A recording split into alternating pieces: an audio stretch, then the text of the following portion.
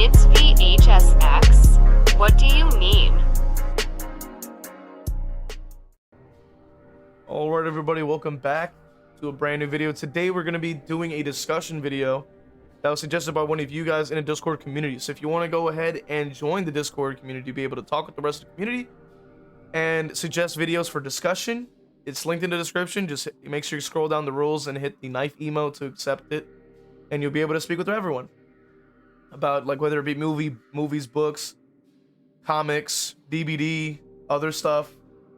And today we're looking at Asuno's video titled "Why Killer Sucks Now in Dead by Daylight," which I've actually covered, I think, numerous videos in a row at this point, talking about, you know, just the ups and downs of the game lately.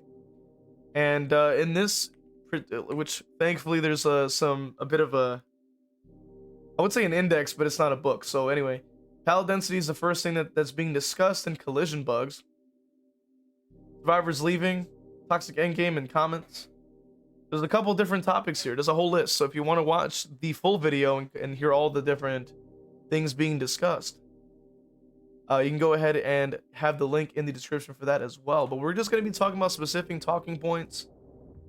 Specifically, we're going to cover the pallet density first, and then we'll probably discuss like collision as well, and maybe we'll briefly cover survivors leaving, depending on how much there is to say. Let's go ahead and get into it. Want to show, because I think it can feel really stressful for killers. So we have the saloon building, right? And that leads to that pallet, which leads to this pallet, which can lead to shack, or can lead to these two pallets over here, into a window vaults, breakable door, into a pallet here. Yeah, I mean, I would say Dead Dog is an interesting choice to bring up, because I think Dead Dog, has static pallet spawns, which definitely an interesting choice, I would say. If I were to bring up a point, I would have actually went into Larry's, because I think Larry's has some of the strongest map connections I've seen in a lot of different maps. But I do agree with the point being made here. But I'm just thinking that, like, Larry's would have been one of the more important examples to bring up, because literally, like, Larry's is like almost autopilot with how much, like, you can kind of vault into. It's a bit insane. Like, when you, like, if you were to run Zanshin and run through Larry's, you're probably gonna see a little yellow rectangle and a big yellow rectangle, and then like 2 steps later you're gonna see like 3 more, and then 2 more steps you'll see like 5 more, and you're like, what is going on? And I know a lot of people usually say that it's like a pretty good map for Ghostface, but I personally, when I played Ghostface, I never really had much luck on that map. Because like, you know, trying to walk up to them, and then they can vault something, and then they lie the way, and then they reach something else, and then I try to go after them, and then they have God Pallet in front of them, and then that chains to another one, and it's like, it's not very good. You know, which Ghostface is not a chase character, you know, which it needs to be said, of course, but it's still, like, unfortunate. It's like, damn, like, it's rough. It's rough out here for a lot of M1s, and I think even for a character like Kenneki, which is the one that's being featured in this video as well, I think is also, despite the fact that you can learn cutoffs, you can learn you know, this character at a very high level to be able to do these things, I do think that even despite that, there is still going to be a lot of pallets you have to break through. There's gonna be a lot of things you're gonna have to try to fly through, and hopefully, you know, if you're good enough at your cutoffs, it might not affect you as much. I can't say from personal experience, because I have not dedicated like 100 to 500 hours to actually learning the cutoffs and learning these things. Because there's just a lot of characters in this game that I like, and it's very hard to be able to be super good at every single one of them at the same time. But we try our best, you know what I mean? We try our best. We try to be as knowledgeable about it as we possibly can. But let's go ahead and continue here. Into another loop around here, which can lead over here. If they take the pallet side, they can just go around here, into there.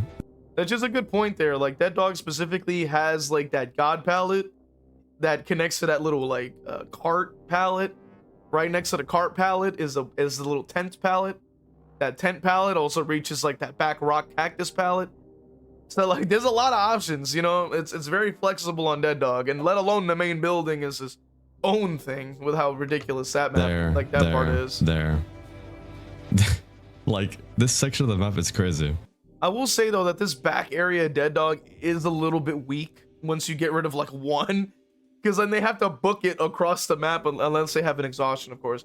But usually if you break one or two in this back zone, it's literally just a grass field with nothing. Like they pretty much die, you know. And as an example, I think what you'll notice on most maps is how they just shove most of the pallets onto a shack location. On maps I've been checking, like there's so much pallet density around the shack. Okay, like when I'm looking here in the middle of the shack, we have. That is a good point. That is a good point. Zanshin, I think, shows 32 meters, I believe, if I'm not mistaken. So when you actually look around, you are seeing like 1, 2 pallets there, boom, window. And then from before that, there was like 3 pallets there, and then another window was somewhere else. Like I think that's like either a TNL or a jungle gem over there. And then the shack is in the center. So yeah, it's very accessible to get into shack, and shack can already be very, very, very strong against a lot of M1s, especially. It's very tough. It's very tough, and it's very unfun. It's why a lot of people are leaning into like the A tiers like Kaneki. They're leaning into the S tiers like Blight. They're leaning into like Nurse that literally just ignores all that stuff. Like they're leaning into, I've even leaned into like Billy. I just like Billy. He's fun. So like, you know what I mean? Like at this point, it's like, it makes sense that people are just kind of gravitating to things that are high mobility, or gravitating to things that are a little bit more, you know, quick or enjoyable and things like that. Because at the end of the day, like you want to be able to hold your own and actually have fun.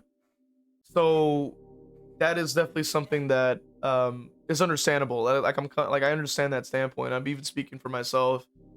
You know, playing Ghostface at a certain point just kind of gets really exhausting. It's really boring. You know, like as at the end of the day, like it's just very stressful, especially because I've just won so much like on that character that like all I'm going to be going against is people who also win very consistently. So it's going to be very tough. And you know, games should be fun at the end of the day. So like I'd rather not try to you know, kind of force it and then get super stressed out constantly when trying to play a video game at the end of the day.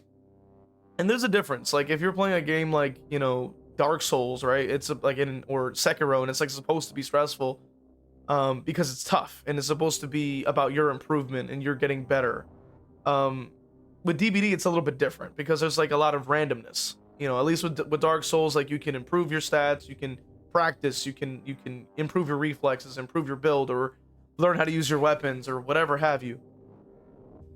But with DVD, it's like there's a lot of randomness, right? So like random pallet spawns, random you know, window areas that can spawn, random connections, or like random perks, random survivors, you know, random map. So like you can't really, there's a lot less of control over that. So as much as I advocate for improvement, there is also a level of understanding that there is a lot of randomness. So it's very easy to see why there's a lot of frustration, and it's very easy to see you know, why a lot of people may not want to continue playing.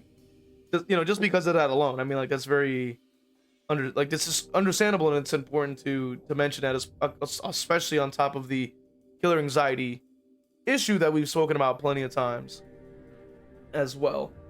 It is definitely key. So let's go ahead and continue.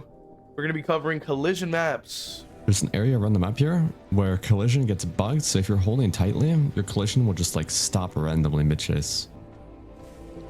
Right. Yeah, Nostromo is a very good example. I'm glad Asuno actually covered this. Like this is a very good example because I've noticed collision even more so when playing Billy.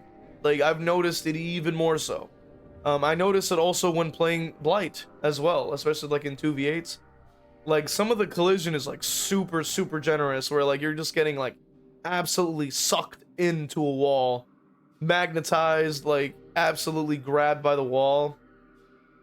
Nostromo, I think, is even a perfect example of like super crazy collisions, like where you're just like getting grabbed by loads of different things. Even playing Billy on this map is very rough because a lot of the time you'll just end up like drifting around and might end up just like when you look like like a lot of the times you'll look like there's a gap we can pass through, or like an area can slide past, and a lot of the time you can't because just the collision is just very big on Nostromo. I'm not sure if like that's just like how it's just this map alone, or is it just like how whatever it may be, but it's just unfortunately Nostromo has just a lot of like grabbing, you know, that happens with that, and I don't know why. I really don't know why. Right there, example right here. It's a collision bug. There's just like looks like you're hitting weird, a barrier. like, collision thing, yeah. Why do you look upset? That's a normal Claude. Oh yeah, and then also don't forget this part too, the survivors leaving immediately at the start of a game, which I think happens pretty frequently if you are playing like a high mobility character or a character that people don't like, which is like for a lot of players just don't like most killers anyway. At least pertaining to the ones that leave, I should say. Let me rephrase it, you know what I mean? And the people that are like quitting to this frequency, like these kinds of players just don't like a lot of characters. So at least with Asuno's example here, people already just hate Ghoul for pretty much no reason, I would say. At least from my perspective, like the counterplay does exist for this character, and ultimately he's, you know, like the Ghoul on paper is not necessarily that powerful. Like, you have mobility and you have injuries, which a lot of characters already can do.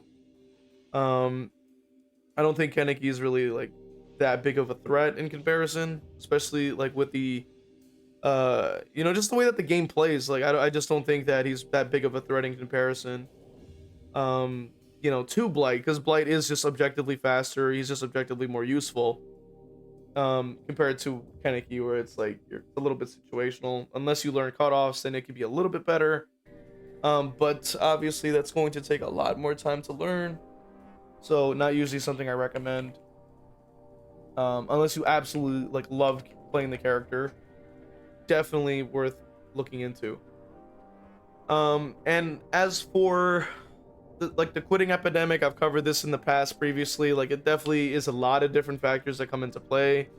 There's a lot of burnout, a lot of entitlement that goes on, you know, and it really is heavy burnout. Like, there's no reason you should be flying out of a lobby immediately. Like, that is not just a normal thing to do.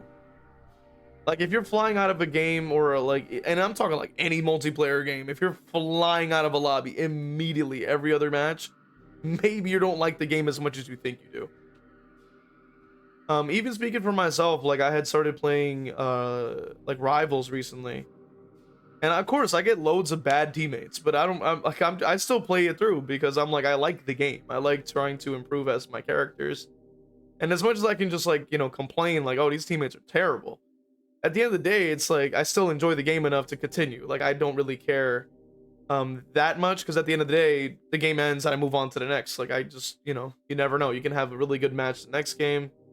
You could probably level up your, you know, your character's proficiency, and you can get like all these new things to show how much you like your character and stuff.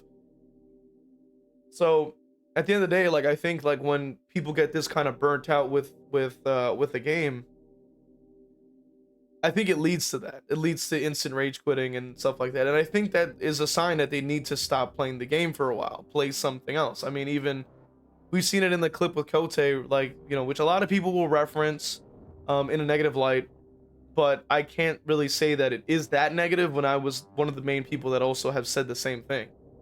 You know, if you're having a tough time, you know, try a different game, you know, try something else, take a break, maybe take a week off, you know what I mean? Try something else. You know, and I've said this plenty of times, there's plenty of amazing games out there that you probably haven't played yet. There's plenty of amazing games I haven't played yet. I can say that with full confidence. I still have yet to play Fallout New Vegas. I still have yet to play Dark Souls 1, 2, and 3. I still haven't played Sekiro yet. I still need to play Life of P. I think what is it? Life of P? The Souls-like. I still haven't played Mass Effect. I still have, like, you know what I mean? Like, there's like so many amazing games I haven't even experienced yet. Like, that I should, you know? And like, that in itself should be a sign. Like, maybe try something else. It's okay to play new stuff. I'm not saying quit the game forever, but I'm saying like this, it's okay to try something new. You never know what you like. You know, you'll never understand yourself better if you don't try something new. You know, and say you don't like it, you know, that's fine. You know what I mean? But at least you tried, right? You never know. You know, that's just mainly my point. But that, I believe, covers like the topics I was trying to cover in this video today. If you want to watch the full video, it is linked in the description.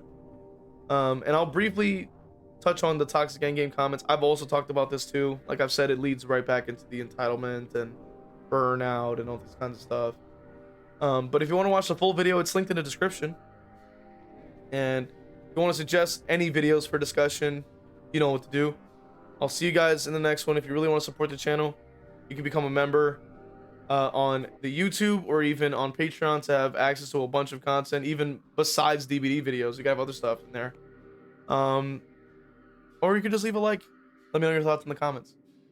And I'll see you guys in the next one. All right, let's go ahead and read off our members from Patreon. Pro King 101, YouTube members: Cargan Falcon, Evil Blade, Cap Courteous, WTF You're Not J-Lo, Evil Peach, Cozy Bozy, Theo Endire, Dole Whip, Noxus, Zero Mocker, Jack, Christian, and Crow Vader. And for the Twitch, we have Final Girl Bunny, Leona Art, Zazabu, Evil Blade, Danica, Crow Vader, Cake is a Road, Zeneron, Ginsburg, Mr. Morik, Kevin, Zero Mocker, Ashai Boo, and Gryffindor. Appreciate you guys supporting. Really means a lot. If you want to become a member, you can go ahead and join through Patreon or YouTube members, or even sub on Twitch. See you guys in the next one.